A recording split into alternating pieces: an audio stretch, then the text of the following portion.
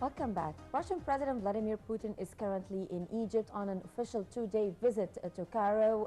He met yesterday with President Abdel Fattah al-Sisi, and there was a cultural evening in the Opera House in Zamalek. But today there is going to be an official reception at the Presidential Palace, followed by summit talks between the two leaders. There is a huge significance to the Russian president's visit to Egypt, his first indicates actually, and we need to highlight the Egyptian-Russian relations also from a historical point of view and of course in light of the current challenges facing Egypt now.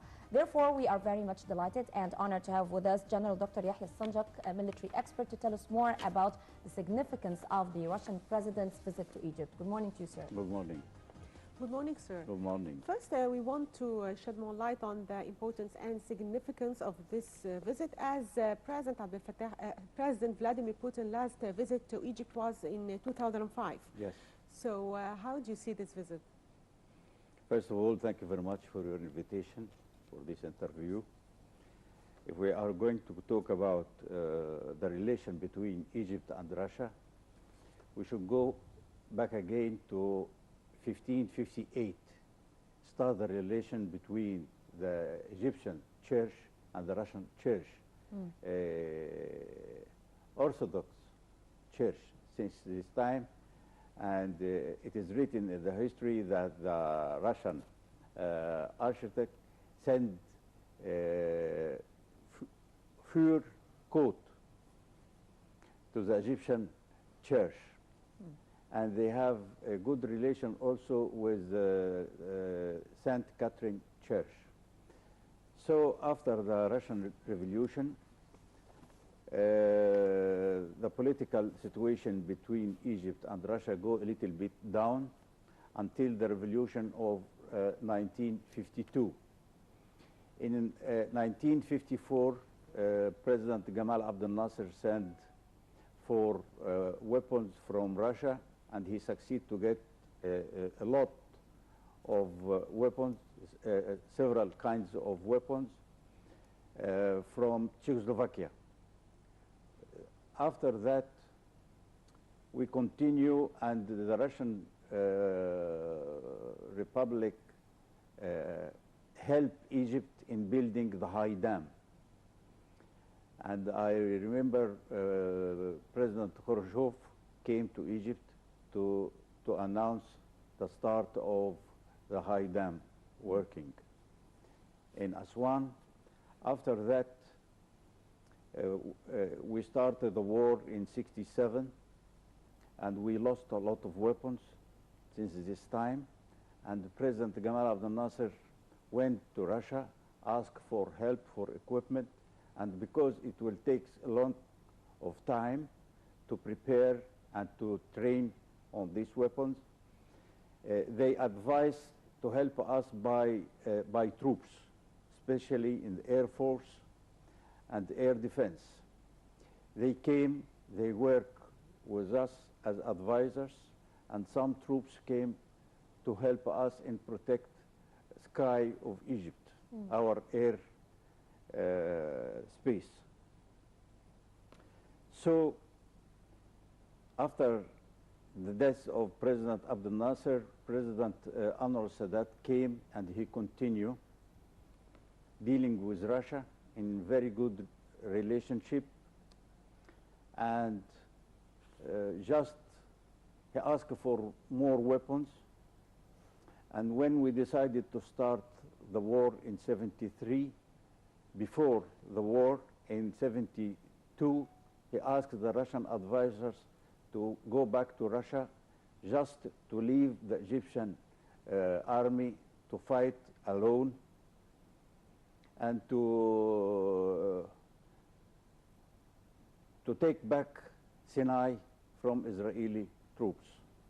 So we continue our relation, and you know the peace agreement between Egypt and Israel, United States of America take care about this peace agreement, and they take the responsibility to supply Egypt by weapons and to help us by military aids and civilian aids too. Yes. But after what happened with the Brotherhood, and they helped them politically, they stopped these aids from Egypt. They stopped 1.3 billion dollars from military aids, and 2.5 billion from civilian aids. So now 250 million. Yes, but talking about the historical relations between Egypt and Russia, you mentioned very few important facts, such as the military cooperation between Egypt and Russia, and how Russia helped Egypt during the times of war, during the tripartite aggression on Egypt in particular, and in building also the high dam. But I think that the Egyptian-Russian relations are characterized with diversity. You also mentioned that the first cooperation between the two countries was on a religious level, yes, between the two churches. So the cooperation between Egypt and Russia extends from the military cooperation into the cultural, the religious, the social, on the field of expertise, as you mentioned as well. Taking into consideration the current situation in Egypt, how do you see this form of cooperation between the two countries?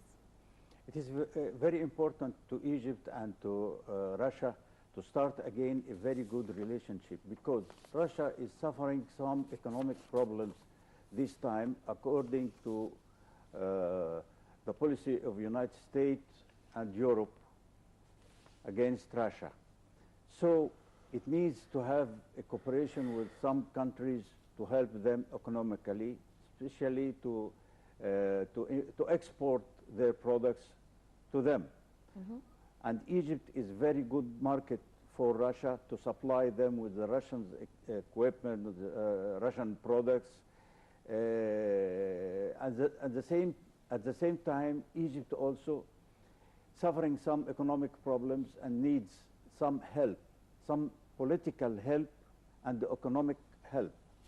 We succeed to get aid from Saudi Arabia and Emirates, which comes to military aids from $3.5 billion to $5 billion as military aids, and Russia needs this money. At the same time, United States refused to supply us with these weapons. For that, it is very good chance for Russia to deal with Egypt.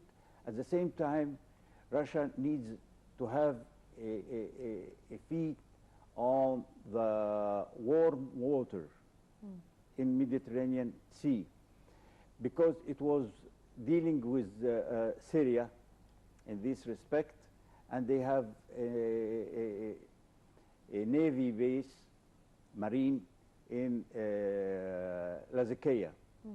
But nowadays, Syria is suffering problems and no way to deal with Syria, and no way to have a navy base in Egypt too, but they can get some facilities, not more, just to supply the Russian fleet in the Mediterranean Sea by food, by water, by something like this, but not to have a static base in our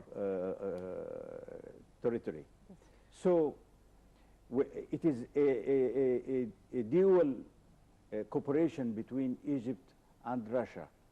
Also, we remember that President Putin visited Egypt in 2005, and